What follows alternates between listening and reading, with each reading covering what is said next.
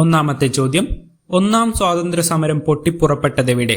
ഒന്നാം സ്വാതന്ത്ര്യ സമരം പൊട്ടിപ്പുറപ്പെട്ടതെവിടെ? ഉത്തരം മീററ്റ്.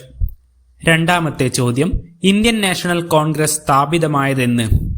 ഇന്ത്യൻ നാഷണൽ കോൺഗ്രസ് സ്ഥാപിതമായതെന്ന്? ഉത്തരം 1885 ഡിസംബർ 28. മൂന്നാമത്തെ ചോദ്യം, ഒന്നാം സ്വാതന്ത്ര്യ സമരം അറിയപ്പെടുന്നത് എങ്ങനെയാണ്? ഒന്നാം സ്വാതന്ത്ര്യ സമരം അറിയപ്പെടുന്നത് എങ്ങനെയാണ്? ഉത്തരം ശിപ്പായി ലഹള.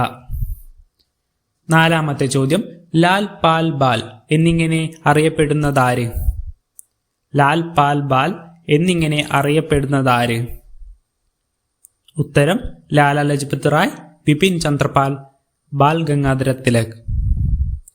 അഞ്ചാമത്തെ ചോദ്യം, കേരളത്തിൽ ഉപ്പു സത്യാഗ്രഹത്തിന് നേതൃത്വം നൽകിയതാര്?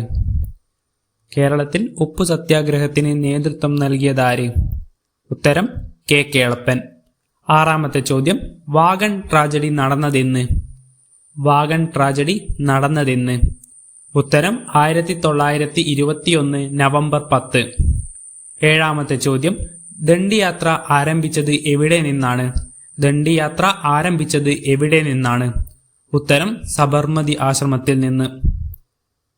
എട്ടാമത്തെ ചോദ്യം, ഗാന്ധിജിയുടെ രാഷ്ട്രീയ ഗുരു? ഗാന്ധിജിയുടെ രാഷ്ട്രീയ ഗുരു? ഉത്തരം ഗോപാലകൃഷ്ണ ഗോഖലെ. ഒൻപതാമത്തെ ചോദ്യം, ജനഗണമനയുടെ ഈണം ചിട്ടപ്പെടുത്തിയതാര്? ജനഗണമനയുടെ ഈണം ചിട്ടപ്പെടുത്തിയതാര്? ഉത്തരം രാം സിംഗ് ഠാക്കൂർ.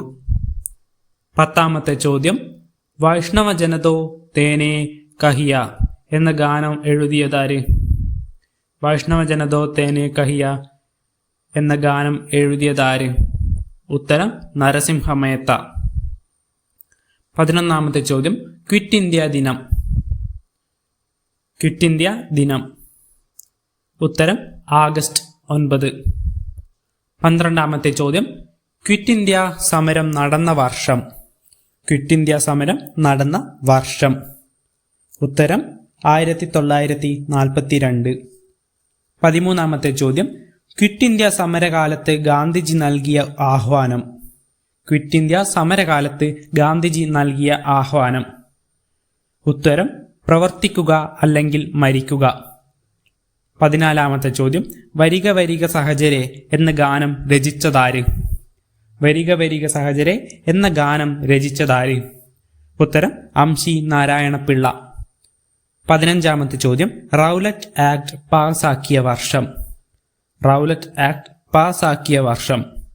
ഉത്തരം 1919.